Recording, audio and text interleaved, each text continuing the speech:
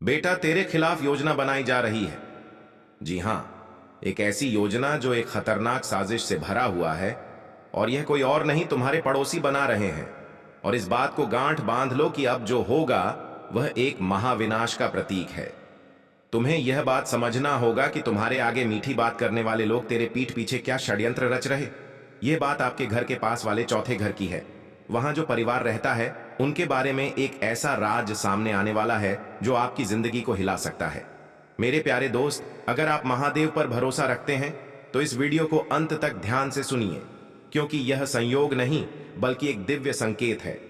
जिज्ञासा या अफवाह नहीं है, बल्कि स्वर्ग से भेजा गया सीधा संदेश है, आपकी सुरक्षा और आपके भाग्य से जुड़ा हुआ। सोचिए, कितनी बार आप उस घर के सामने से गुजरे होंगे, नजरें मिली होंगे, शायद कुछ शब्द भी बदले होंगे। होगा कि यह एक आम परिवार है, लेकिन अब पर्दा उठ रहा है। वे एक ऐसा कदम उठाने वाले हैं जिसकी गूंज आपके जीवन तक पहुंचेगी। बंद दरवाजों के पीछे जो बातें हो रही हैं, उनमें आपका नाम लिया जा रहा है। वे बातें जिनका आपको अब तक अंदाजा तक नहीं था। महादेव कहते हैं, डरो मत। जो उजागर होने वाला है वही तुम्हारे उद्धार का हिस्सा है।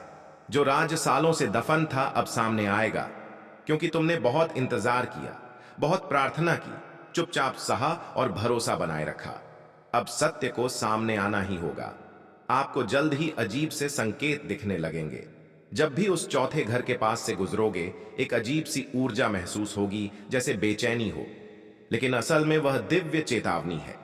आप महसूस करोगे जिसे अब तक छुपाया गया था, उनके इरादे, उनकी चाल और वह तनाव जिसे सामान्य आंखें नहीं देख पाती। आपकी आत्मा पहचान लेगी। भगवान ने उन दरवाजों के पीछे की योजनाएं देख ली हैं। वहां हर कोई दोषी नहीं, लेकिन उनमें से एक व्यक्ति आपके बारे में वह राज छुपाए बैठा है जिसे उसने कभी जाहिर न करने की कसम खाई थी। लेकिन अब उसका दिल बदल रहा है, वह टूटने के कगार पर है। बहुत जल्द वह कबूल करेगा, और जब ऐसा होगा तो हो सकता है वह संदेश आपको एक अजीब तरीके से मिले। कभी एक दस्तक बनकर, कभी किसी अनजान की चिट्ठी, या यहां तक कि किसी गुमनाम फुसफुसाहट के जरिए। लेकिन एक बार वह सच सामने आया तो आपके आसपास का माहौल बदल जाएगा। यह आज दो चीजों का प्रतीक होगा, एक चेतावनी और एक इनाम। चेतावनी इसलिए क्योंकि आपके दुश्मनों ने कितनी गहराई से आपको फंसाने की कोशिश की, और इनाम इसलिए क्योंकि आपकी आस्था और धैर्य को अब सम्मान मिलने वाला है। महादेव कहते हैं, मैंने तुम्हें हर बार दयालुता से चलते देखा। मैंने देखा कि कैसे तुमने दूसरों की मदद की, तब भी जब तुम्हारे अपने जख्म ताजा थे। तुम चुप रहे, बचाव नहीं किया। और अब वह समय आ गया है जब तुम्हें फल मिलेगा। उस घर के एक सदस्य के सपनों में वर्षों पहले तुम्हारा चेहरा दिखाया गया था। उन्हें एक चेतावनी दी गई थी, लेकिन डर के कारण वह चुप रहे। अब वह दबाव फिर से बढ़ रहा है। वे रात रात भर जाग रहे हैं, अजीब आवाजें सुन रहे हैं, सपनों में तुम्हें देख रहे हैं। उनकी आत्मा बौने मजबूत कर रही हैं कि वह सच सामने रखें। याद रखना, यह सिर्फ पड़ोस का नाटक नहीं है, यह एक दिव्य योजना है। भगवान ने तुम्हें यहां आराम के लिए नहीं, बल्कि टकराव के लिए रखा है। शक्ति और समय काट कर आओ। शत्रु ने तुम्हें भटकाने की लाख कोशिशें की, लेकिन अब पर्दा उठ रहा है। चौथा घर अब उस रहस्य का केंद्र है जो आपके भाग्य की दिशा बदल देगा। महादेव चेतावनी देते हैं। उन्होंने तुम्हारी ऊर्जा से खेलने की कोशिश की थी। उनमें से एक ने आध्यात्मिक नियम तोड़े और अंधकार की शक्तियों को आमंत्रित किया। वह शक्ति तुम्हें छू नहीं पाई, क्योंकि तुम्हारे रक्षक देवदूत हर पल तुम्हारे साथ थे। लेकिन वह शक्ति उनके पास ही रुक गई, और अब उसी ने उन्हें घेर लिया है।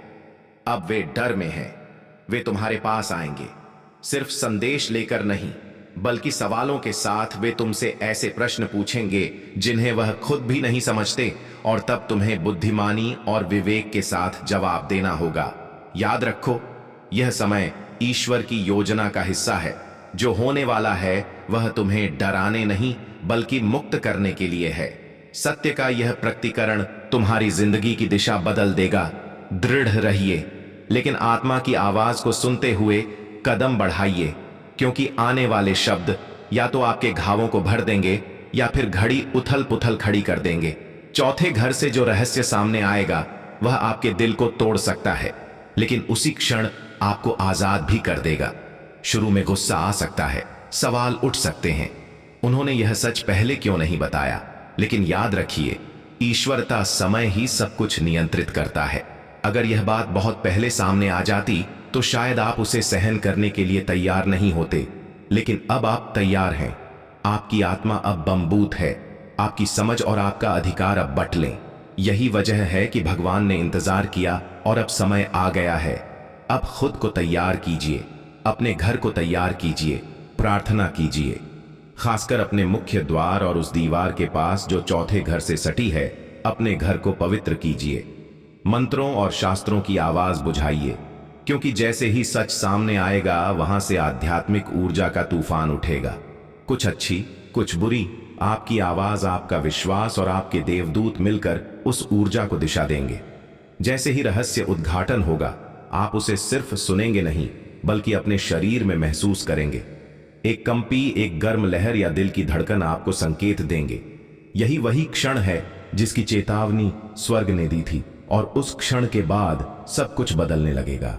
दरवाजे खुलने लगेंगे, जो धन रुका हुआ था वह आना शुरू होगा, जो लोग आपको भूल गए थे वे लौटने लगेंगे, जिन जगहों पर आपका नाम बदनाम किया गया था वहां आपकी सच्चाई सामने आएगी, जिन अवसरों से आप चूक गए थे वे दोबारा आपके सामने आएंगे। लेकिन ध्यान रहे, यह आशीर्वाद जिम्मेदारी के साथ आता है। सच प्रकट होने के बाद अज्ञानता अब ढाल नहीं रह जाती। आपको अपने पूरे अधिकार में खड़ा होना होगा। आपको अपनी ऊर्जा की रक्षा पहले से कहीं ज्यादा करनी होगी। अपने घर को हर दिन आशीर्वाद देना होगा और बहुत समझदारी से तय करना होगा कि आपकी ऊर्जा, आपका समय और आपकी आवाज तक किसकी पहुंच है, क्योंकि अब आप उस ज्ञान में चल रहे हैं जो औरों के लिए अभी भी रहस्य है। यही ज्ञान आपको एक संरक्षक बनाता है। महादेव कहते हैं, आप अपने पड़ोस में दीपक की तरह हैं। आपकी उपस्थिति से वातावरण बदल जाता है। यही कारण है कि आपके आसपास की नकारात्मक शक्तियां असहज हो उठी।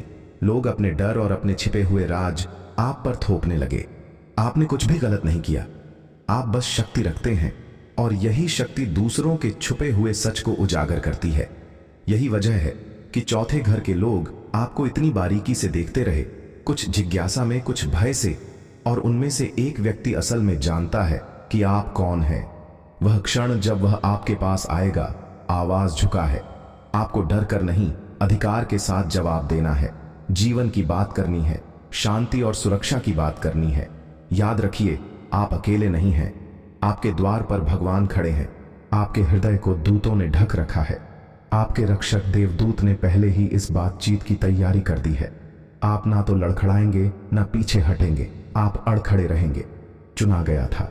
महादेव कहते हैं, आपका स्थान कोई संयोग नहीं है। आपको ठीक उसी जगह रखा गया ताकि यह रहस्य आपके सामने आ सके। आपको इस दबाव से गुजरने दिया गया क्योंकि भगवान जानते थे कि आप इसे सह सकते हैं। आप एक तोड़ने वाले हैं, सत्य को उजागर करने वाले प्रकाश के वाहक, और यह क्षण आपका है। जो कुछ अंधेरे में छिपा था प्रकाश में आ रहा है। चौथे घर के लोग अब इसे दबा नहीं पाएंगे। अगले कुछ दिनों पर ध्यान दीजिए। सपने, संकेत, अचानक होने वाले बदलाव, आपको ऐसा लगेगा जैसे आप किसी आध्यात्मिक फिल्म में जी रहे हों। लेकिन यह कल्पना नहीं है, यह पूर्ति है। भविष्यवाणी अब वास्तविकता बन रही है। आप एक आध्यात्मिक नेता की भूमिका निभा रहे हैं, चाहे आपने यह मांगा हो या नहीं। और हाँ, कभी कभी अकेलापन महसूस होगा, लेकिन आप कभी अकेले नहीं हैं। स्वर्ग आपके साथ है, देवदूत आपके साथ चलते हैं, और ईश्वर ने आपको प्रकाश और अंधकार के बीच खड़ा किया है। यह पल हमेशा से आ रहा था, बस आपको इसका अंदाजा नहीं था कि यह इस तरह आएगा। है तो सांस के साथ आगे बढ़िए, गहराई से प्रार्थना कीजिए, सावधानी से बोलिए और पूरी तरह विश्वास रखिए, क्योंकि यह सिर्फ एक संदेश नहीं है, यह आपके जीवन का मोड़ है। आपके उद्देश्य के अगले अध्याय का द्वार अब खुल चुका है, और इसकी शुरुआत चौथे घर से आने वाले उस रहस्य से होगी। महादेव अंत में कहते हैं, मैं तुमसे इतना प्रेम करता हूं कि तुम्हें अंधेरे में नहीं रहने दूंगा। अब ध्यान से सुनो। यही कारण था कि यह संदेश तुम्हें भेजा गया। यही वजह थी कि स्वर्ग ने बोलने का आदेश पाया। यही कारण था कि न्याय देर से आया, ताकि सबसे पहले सच तुम्हारे सामने रखा जा सके। और अब जब तुम जान चुके हो तो कार्रवाई करो। अब जब देख चुके हो तो उठ खड़े हो।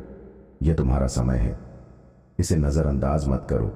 रहस्य उद्घाटन अब शुरू हो चुका है और यह प्रक्रिया अब रोकी नहीं जा सकती।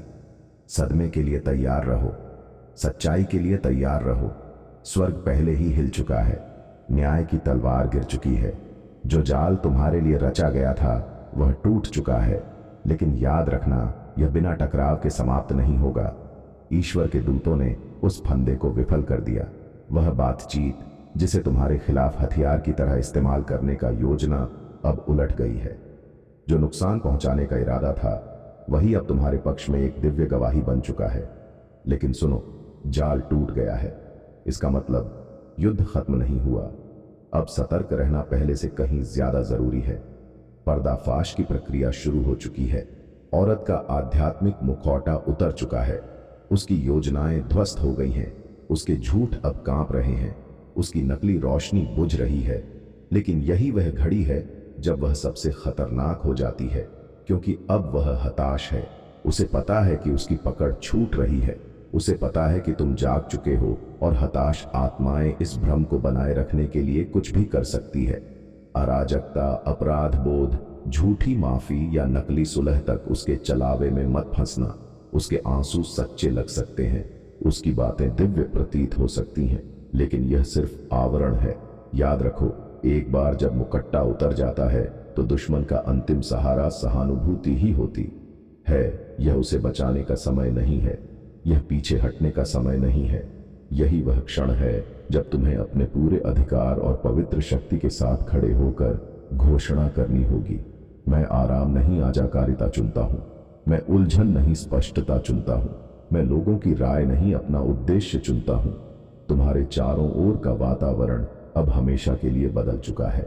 यह शांति तुम्हें अजीब लग सकती है, तुम्हें खालीपन महसूस हो सकता है जहां पहले गहरा जुड़ाव था, लेकिन यह अकेलापन नहीं है, क्योंकि तुम्हारी जागृति उसकी स्थिति को खतरे में डालती है। तुम्हारी सीमाएं उसके छल को तोड़ देती हैं। अब सुनो, तुम्हारी स्पष्टता वही दर्पण है जिसका सामना वह बर्दाश्त नहीं कर सकती। तुम्हारी पुरानी कहानी में उसका एक किरदार था, लेकिन तुम्हारे नए अध्याय में नकली पात्रों के लिए कोई जगह नहीं है। ईश्वर ने वह पन्ना फाड़ दिया है और तुम्हें नया अध्याय सौंपा है। यह नएपन का पन्ना है, यह अचानक आए उलटफेर का मौसम है। अब वह सब कुछ ब्याज के साथ तुम्हारे पास लौटेगा जिसे उसने छीनने की कोशिश की थी।